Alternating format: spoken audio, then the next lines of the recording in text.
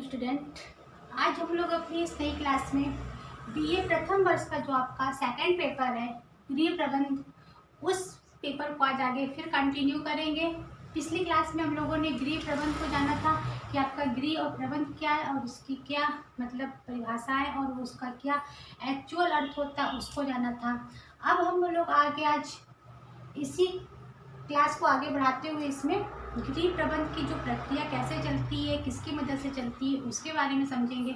तो process of house hold management यानी कि पूरे घर की जो प्रक्रिया है किस प्रकार से होती है उसके बारे में आज समझेंगे हम लोग। तो जो ये पूरी प्रक्रिया है बच्चों, हमारे घर में जो हमारे घर की गृहिणी, हमारी संचालिका, हमारी हेड होती है परिवार की, हाउसवाइफ, उनके द्वारा ये सारी प्रक्रिया पूरी की जाती है क्योंकि पूरे घर की रिस्पॉन्सिबिलिटी एक गृहिणी के ऊपर होती है। तो उस गृहिणी को इस मैनेजमेंट की प्रक्रिया के बारे में जानकारी होना, ज्ञान होना बहुत ही आवश्यक हो जाता है, क्योंकि अगर उसे ये जानकारी है सारी और अपने परिवार के सदस्यों को एक बेहतर भविष्य, एक बेहतर जीवन दे सकती है बिल्कुल, लेकिन उसके लिए उनके परिवार के सहयोग की भी आवश्यकता होती है। क्योंकि देखिए गृह प्रबंध एक सुनियोजित, सजीव और मानसिक प्रक्रिया है। ठीक है, इसमें क्लियर बताया गया है कि सुनियोजित यानी कि ये पहले से प्लान की जाती है। आप अचानक से कोई प्लानिंग नहीं कर सकते। कोई कार्य स्टार्ट करने के बाद हम उसकी प्लानिंग नहीं करते। कार्य को प्रारंभ करने से पहले हम प्लानिंग बनाते हैं। तो वो चीज़ क्या कहलाती है आपकी? सुनियोजित, यानी कि पहले से आयोजित की गई। सजीव यानी कि ये सजीव मूर्त रूप में दिखेगी। और ये एक मानसिक प्रक्रिया यानी कि हम अपने विवेक से, अपने ज्ञान से इस प्रक्रिया को पूरी करते हैं। तो ओवरऑल मिला के गृह प्रबंध एक सुनियोजित, सजीव और एक मानसिक प्रक्रिया है। ठीक है, अब हम लोग आगे बात कर लेते हैं। हम लोगों ने पिछली क्लास में इनकी डिफिनेशन को देखा था, गृह प्रबंध क्या है। तो ग्रास एंड कैंडल ने बताया था कि गृह प्रबंध एक मानसिक प्रक्रिया है, एक अदृश्य प्रक्रिया है। तो उनकी परिभाषा के अकॉर्डिंग अगर हम इस पूरे गृह प्रबंध को समझने की कोशिश करें तो इसमें देखिए, गृह प्रबंध एक मानसिक प्रक्रिया, ये बात फैक्ट है। मानसिक और अदृश्य प्रक्रिया भी है क्योंकि ये हमें दिखाई नहीं देती है। ठीक, तो इसमें देखिए 4 स्टेप हमने बताए थे उस दिन भी आपको। तो इसमें आयोजन, नियंत्रण और मूल्यांकन। हर राइटर कोई तीन स्टेप मानते हैं, कोई बहुत से राइटर है वो 4 स्टेप को मान्यता देते हैं, लेकिन इनकी परिभाषा है तो उनमें इन्होंने 3 को मान्यता दी है। तो इसमें पहली बात बताई इन्होंने कि आयोजन के द्वारा, नियंत्रण और मूल्यांकन, इन 3 चीज़ों का योग करके मतलब यूज करके और जो गृहिणी है अपने लक्ष्य की प्राप्ति करती है। उसके जो लक्ष्य बने यानी कि उसको अगर कोई प्रोग्राम करना या कोई पार्टी करनी है, जो भी उसके घर के फंक्शन है, तो उसमें वो पहले आयोजन करेगी, उसकी प्लानिंग करेंगी, फिर उस पर नियंत्रण यानी कि कंट्रोलिंग करेंगी, कौन सा कार्य किसको दिया जाए, फिर उसका एवल्यूएशन यानी कि मूल्यांकन करेंगी। तो ये तीनों चीज़ों का यूज़ करके वो अपने घर के प्रक्रिया में जो पार्टी है या कोई भी फंक्शन है उसका आयोजन करेंगी, तो वो एक चीज़ पूरी होगी। अब बात आती है कि जो ये पूरी प्रोसेस है इसमें किसकी मदद से वो अपने कार्य को करेंगी। तो हमने बताए थे कि इनकी कार्यों में हमारे साधन यानी कि हमारे कुछ रिसोर्स होते हैं, कुछ साधन होते हैं, वो इनमें इनकी मदद करते हैं। साधन 2 प्रकार के होते हैं। पहला होता है आपका मानवीय साधन और दूसरा क्या हो गया आपका अमानवीय साधन। ठीक है, मानवीय साधन में वो सभी रिसोर्सेस आते हैं जो व्यक्ति के स्वयं में होते हैं, पर्सनल होते हैं, यानी कि वो उनके में होते हैं, कम हो सकते हैं, लेकिन आप उसको अपनी योग्यता से, अपनी अभ्यास से उस कौशल को बढ़ा सकते हैं। तो आपका जो मानवीय साधन है, ज्ञान, कौशल, रुचि, चूँकि बच्चों ये आपका ऑब्जेक्टिव पेपर है तो इसलिए यहाँ पे ऑब्जेक्टिव क्वेश्चन बन रहे हैं कि मानवीय साधन कौन से हैं, ज्ञान, कौशल, रुचि। ठीक है, ये आपका ऑब्जेक्टिव पेपर है, इसलिए क्वेश्चन भी ध्यान देते रहना। तो आपका ये चीज़ हो गया कि मानवीय साधन का गृहिणी अपने ज्ञान से, अपने कौशल से, अपनी रुचि से अपने कार्य को करेगी। तो वो पार्टी का आयोजन कर रही है तो उसके पास ज्ञान है तो उसको क्रिएट करेगी, रुचि के अनुसार अगर उसके खुद की रुचि है उस कार्य को करेगी। तो ये उसके मानवीय साधन है। अब बात आती है अमानवीय साधन की। धन, समय, शक्ति और भौतिक वस्तुएं, ये आपके क्या हो गए अमानवीय साधन, यानी कि इसकी मदद से भी हम अपने जो ये गृह प्रबंध की प्रक्रिया है इसको पूरी करते हैं। धन के बिना कोई कार्य नहीं हो सकता। अगर पार्टी करनी है उसमें हमको आहार भोजन की प्लानिंग करनी है, भोजन का व्यवस्था करनी है, तो उसके लिए क्या हमें धन चाहिए, तो धन की आवश्यकता। समय, सभी के पास 24 आवर होते हैं, उन्हीं 24 आवर में हमें अपने सारे कार्य करने होते हैं। समय एक ऐसा साधन होता है जिसको आप स्टोर नहीं कर सकते हो। आज का समय चला गया तो फिर कल नया समय आएगा, फिर आपको उसके अकॉर्डिंग कार्य करना होता है। तो समय भी हो गया। शक्ति, शक्ति को मानवीय में भी रखते हैं और अमानवीय भी रखते हैं। अगर आप अपने से कार्य कर रहे हो तो आपकी वो मानवीय शक्ति हो गई, अगर आप किसी और से कार्य करा रहे हो तो वो अमानवीय साधन हो गया। भौतिक वस्तुएं, भौतिक वस्तुएं जैसे हो जाती हैं घर, खाना, कपड़ा, ये सब चीज़ें जो हो जाती हैं भौतिक वस्तुएं, जिससे आपके अमानवीय साधन के अंतर्गत बताते हैं।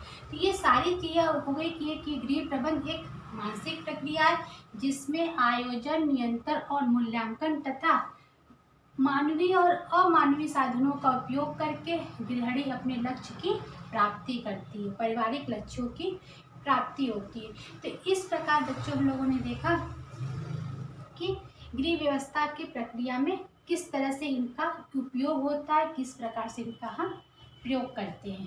ठीक है, ये गृह व्यवस्था की मानसिक प्रक्रिया में आयोजन, नियंत्रण और मूल्यांकन और इन दोनों मानवीय साधनों का उपयोग करके हमने अपने कार्य को पूरा किया। ठीक है, अब हम आगे बात कर लेते हैं इनके संगठन में कि क्या क्या चीज़ें आती हैं।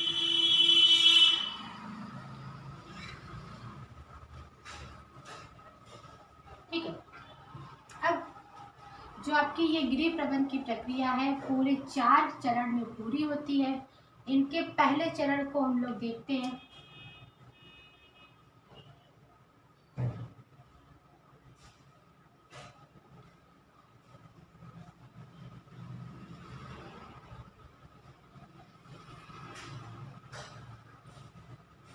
नियोजन, ठीक है, इसको आप योजना भी कह सकते हो। कभी कभी पेपर में योजना भी लिख के क्वेश्चन पूछे जाते हैं। योजना क्या होती है, योजना कह लो, नियोजन कह लो, प्लानिंग कह लो, बात एक है। ठीक है, तो अब बात आ गई नियोजन की। नियोजन क्या होता है?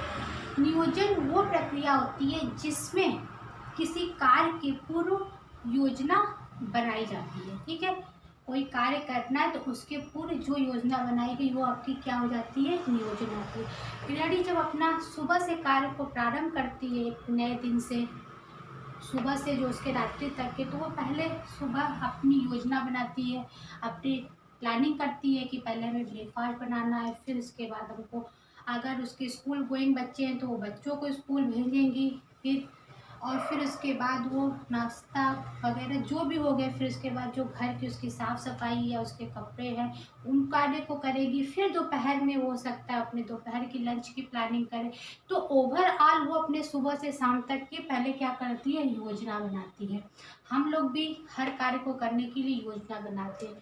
योजना एक पूर्व निर्धारित होती है और ये हमेशा कार्य से पहले की जाती है। ये लक्ष्यों की प्राप्ति के लिए होती है। हम अपने लक्ष्य की प्राप्ति करें इसलिए हमने योजना बनाई। इसको आप अपने ऊपर भी समझ सकते हो। जैसे हमें पेपरों की बात होती है, जब एग्ज़ाम की सीट आ जाती है, एग्ज़ाम की डेट आ जाती है, तो हमारे पास टाइम टेबल आता है। फिर उसी टाइम टेबल के अकॉर्डिंग तो अपनी पढ़ाई की योजना बनाते हैं कि पहला पेपर कब पढ़ना है, सेकंड पेपर कब पढ़ना है। तो वो चीज़ क्या आपकी होगी, वो चीज़ आपकी प्लानिंग हो गई, योजना हो गई। क्योंकि वो आप पढ़ाई के क्षेत्र में कर रहे हो तो आपकी योजना है। जब हम पारिवारिक बात करेंगे तो हमारे घर की योजना हो जाएगी। तो योजना हर क्षेत्र में पाई जाती है। बिना योजना, बिना प्लानिंग के आप अपने कार्य को एक अच्छे तरीके से नहीं कर सकते, न आपके उसकी प्राप्ति हो सकती है। अब बात आती है दूसरी, संगठन की।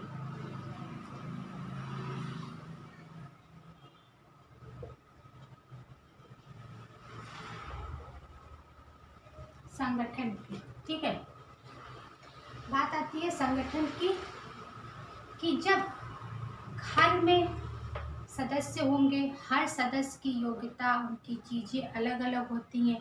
तो संगठन में क्या होता है कि कार्य का बंटवारा, ठीक है, कार्य को डिस्ट्रीब्यूट कर देना, कार्य को हर व्यक्ति के अकॉर्डिंग उनके कार्य को बांट देना ही संगठन कहलाता है। कोई भी व्यक्ति अकेले किसी कार्य को पूरा नहीं कर पाता, उसे किसी न किसी की मदद की आवश्यकता होती है। अगर हम किसी मैनेजमेंट कंपनी में हैं या हम किसी दूसरी जगह कार्य कर रहे हैं तो वहाँ पे भी एक कर्मचारियों का, एक लोगों का ग्रुप होता है जो किसी संगठन की तरह मिलकर उस योजना की को फॉलो करते हैं, उस योजना को पूरी करते हैं। तो संगठन में भी गृहिणी या परिवार का जो मेन हेड है उसने योजना बनाई और घर के सदस्यों को उनके अनुरूप कार्य को बांट दिया, यानी कि डिस्ट्रीब्यूट कर दिया कि आपको क्या कार्य करना है, आपको क्या कार्य करना है। तो संगठित होकर किसी कार्य को करने से हमारे लक्ष्यों की प्राप्ति होती है और वो कार्य हमारे लिए आसान हो जाता है कि हमने उस कार्य को बहुत ही आसानी से किया। तो ये चीज़ होती है संगठन कि संगठन में हम अपने कार्य को अच्छी प्रकार से कर पाते हैं और हमारे कार्यों की पूर्ति हो जाती है। इसमें आपको दिशा मार्ग भी बताया जाता है। संगठन में जब योजना बन गई तो सारे व्यक्तियों को या घर के जो सदस्य हैं उनको कार्यों की योजना बताई जाएगी और प्लस दिशा मार्ग दिया जाएगा। क्या दिशा मार्ग यानी कि डायरेक्शन कि आपको ये कार्य इस तरीके से करना है, आपको ये कार्य इस तरीके से करना है। घर के अलावा आपके कॉलेज में, हमारे फैक्ट्री में, हमारे हॉस्पिटल में जो बड़ी बड़ी मल्टीनेशनल कंपनियां होती हैं सभी में ये प्लानिंग और ये संगठन की चीज़ें पाई जाती हैं। उसी प्रकार हम अपने घर में भी संगठन की प्रक्रिया को पूरी करते हैं। अब बात आती है तीसरी आपकी नियंत्रण।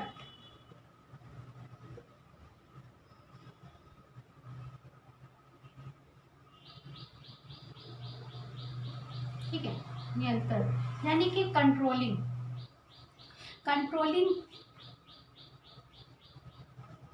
नियंत्रण मतलब अब योजना बन गई, कार्यों का बंटवारा भी हो गया, तो अब नियंत्रण मतलब कंट्रोलिंग भी देखना होगा कि कार्य सुचारू रूप से हो रहा है या कि नहीं हो रहा है। मतलब कि कार्य सुचारू रूप से हो रहा है या नहीं हो रहा है। ठीक है, मतलब कार्य की गति सही है, जिस प्रकार से हम लोगों ने प्लानिंग की, जिस हिसाब से किया वो कार्य उस रूप से हो रहा है या नहीं हो रहा। ये सारी चीज़ें क्या आ जाती है कंट्रोलिंग में। मतलब उस कार्य को देखना कि सारे व्यक्ति उस कार्य को कर रहे हैं या नहीं कर रहे हैं, इन चीज़ों को क्या होता है ये नियंत्रण यानी कि कंट्रोल देखा जाता है कि उस कार्य को करने की प्रक्रिया किस प्रकार चल रही है, उसमें उस व्यक्ति अपनी योग्यता से उस कार्य को कर रहा या नहीं कर रहा। अगर घर की बात होगी तो घर के सदस्य इस कार्य को देखेंगे और इस कार्य को करेंगे। अब चौथी बात आती है मूल्यांकन की।